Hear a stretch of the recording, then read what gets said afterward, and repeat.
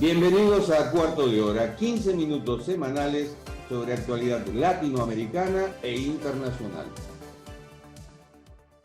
La investigación periodística sigue siendo una de las herramientas más efectivas contra la corrupción, el autoritarismo y la impunidad en medio del retroceso democrático que vive América Latina y el Caribe en este momento.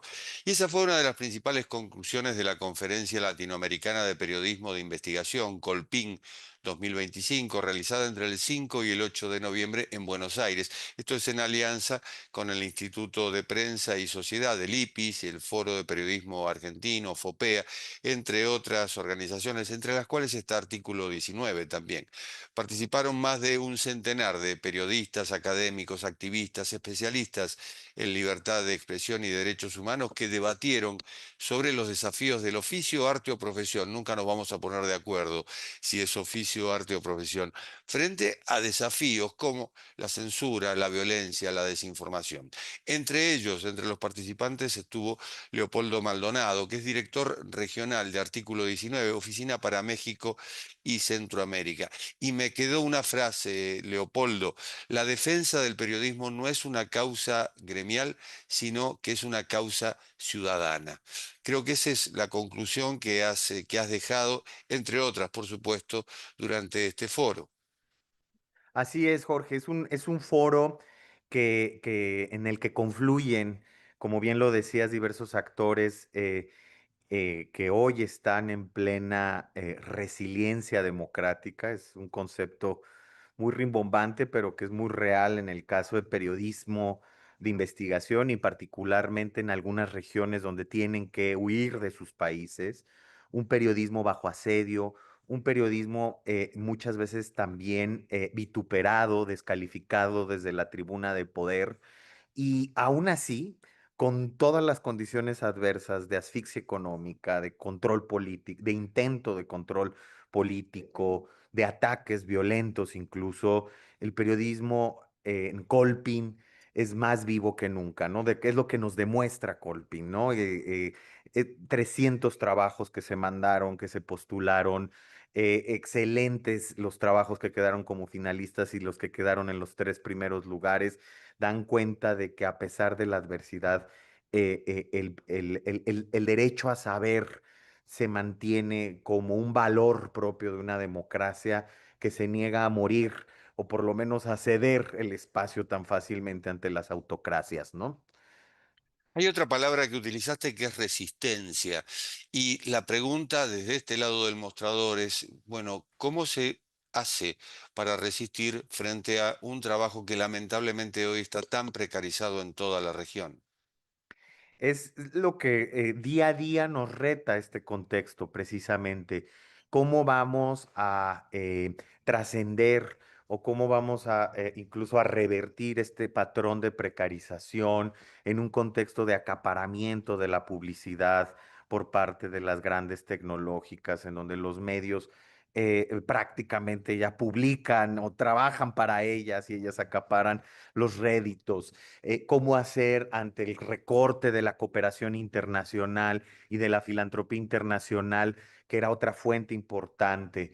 Cómo hacer en esta lógica de la economía de la atención, en donde hay que disputar la atención de miles, de millones de personas frente a contenidos basura, frente al clickbait, frente a mil cosas, ¿no? ¿Cómo hacerlo además en este contexto que ya describíamos de violencia institucional y violencia criminal? Y de violencia legalizada incluso, ¿no? En contra de la prensa. Entonces, yo creo que año con año vamos encontrando en estos espacios este intercambio, este momento de intercambio para mejorar nuestras prácticas, para mejorar nuestras formas de resistencia y de resiliencia. Y evidentemente, ante un contexto tan cambiante, no hay una receta, ¿no? Pero sí nos da cuenta de que, mira, capaz de que yo me puedo aliar contigo en una investigación transfronteriza, o tú tienes el know-how de cómo usar estas herramientas de inteligencia artificial para procesar millones de datos. Eso va generando también, si se me permite el término, hasta economías de escala, ¿no? Y más colaborativas, en donde se comparten gastos, en fin, creo que por eso es también el valor agregado de Colpin. Y hay otra realidad, el periodismo no solo documenta los abusos del poder, sino que también despierta la conciencia pública.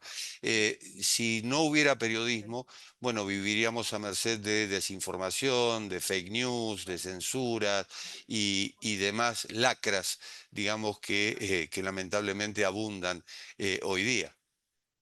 Totalmente de acuerdo. Eh, Hoy, como comentaba en mi anterior intervención, esta disputa por la atención, porque hay un presupuesto que es la sobreinformación, pero justo el periodismo es más necesario que nunca para hacer, si se quiere, y yo sé que es todavía debatible, esa curaduría de la información, para presentarnos lo relevante, lo que es de interés público, a lo que tenemos que de verdad enfocarnos como sociedad, los casos de corrupción, de violaciones a derechos humanos, los conflictos ambientales. Y no estamos hablando de los macroprocesos, estamos hablando también de lo hiperlocal, ¿no? De qué es lo que está pasando en las municipalidades, en las comunidades, cuáles están siendo las problemáticas. Ese es un periodismo que le habla a la gente que desafortunadamente en el pasado, en muchos de nuestros países, los mainstream media o el periodismo o los medios mainstream, no necesariamente el periodismo mainstream, le habló al poder y eso lo han capitalizado muy bien estos populismos autocráticos para atacar a la prensa que sí se toma en serio el derecho a la información y que sí le habla a sus audiencias.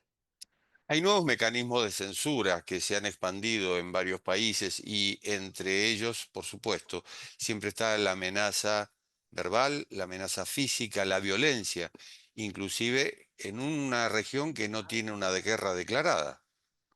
Así es, la región con más periodistas asesinados en una guerra declarada, una región variopinta en términos ideológicos, políticos, económicos, culturales.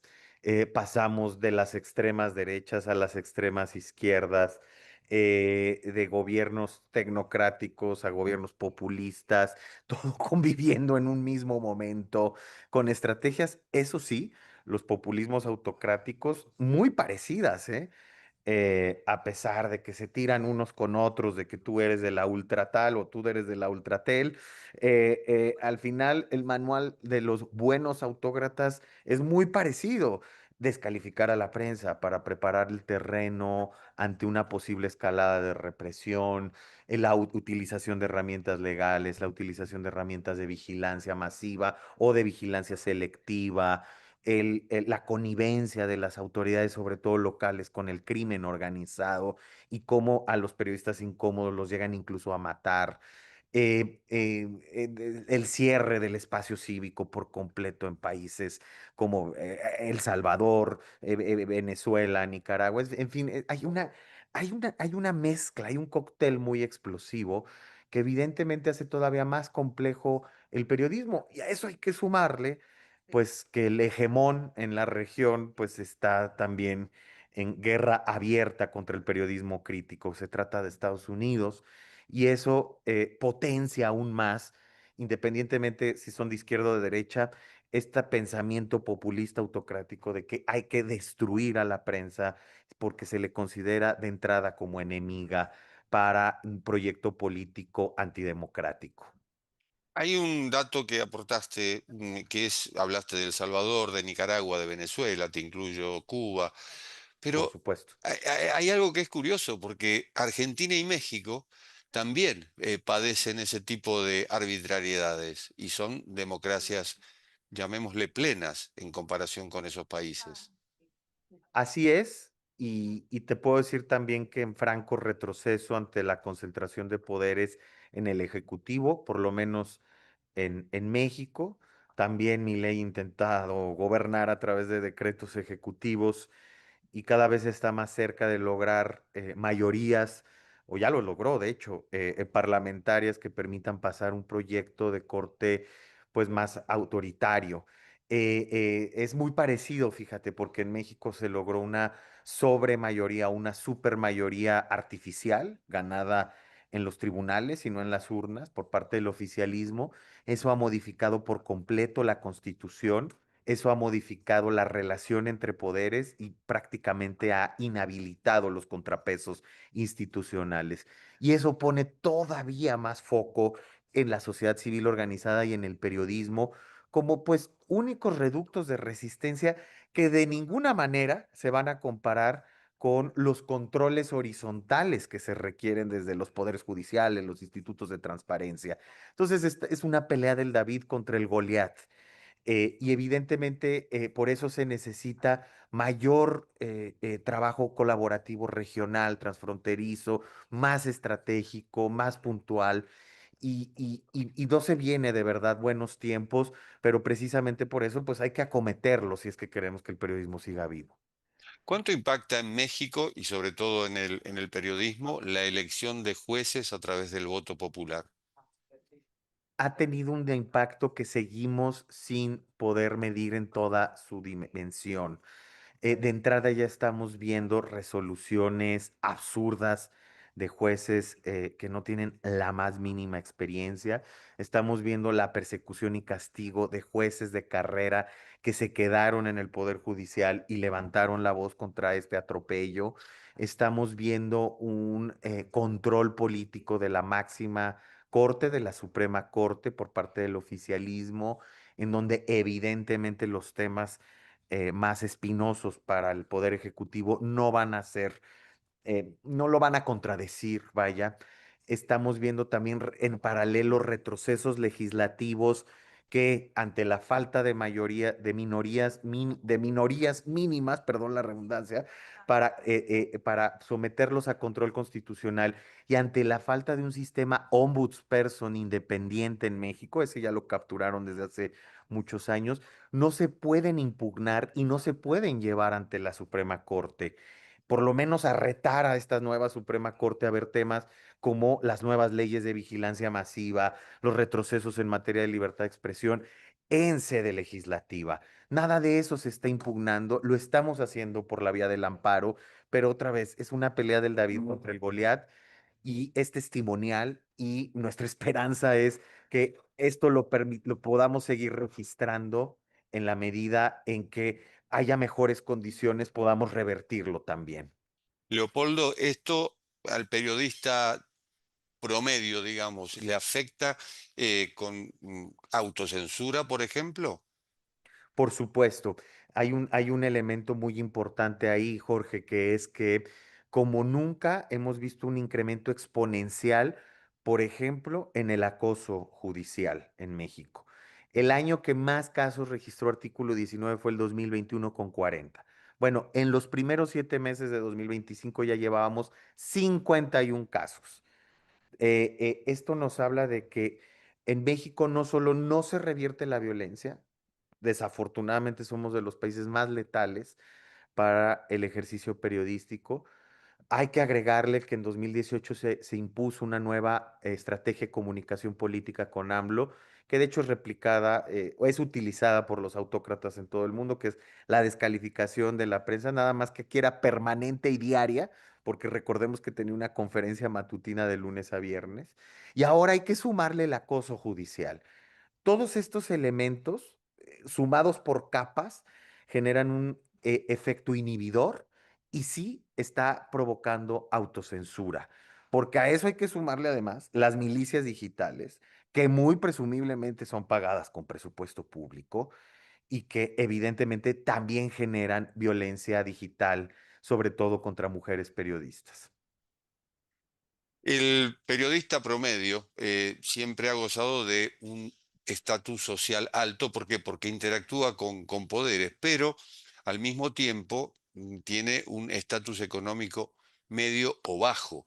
Y eso se ha profundizado cada vez más. Yo te preguntaba por la autocensura, porque de pronto, bueno, no se, se está dando el fenómeno del pluriempleo en América Latina, es decir, periodistas que tienen dos o tres trabajos justamente para llegar a fin de mes, por un lado, y por el otro, el miedo a perder el trabajo, que es también algo que impacta en este gremio, por llamarlo de algún modo.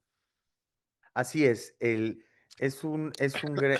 una profesión muy precarizada en los últimos años por todos estos cambios económicos, despidos masivos de los grandes medios, el abuso de esta figura contractual del freelance, en donde pues prácticamente ya te somete a otro tipo de régimen contractual. Lo vimos, por ejemplo, en la pandemia en países como Perú, como México, como Ecuador. ¿Cuántos periodistas murieron precisamente porque pues ni siquiera tienen seguridad social? Amén de que, bueno, nuestros sistemas de salud pública estaban y están colapsados en América Latina, ¿no?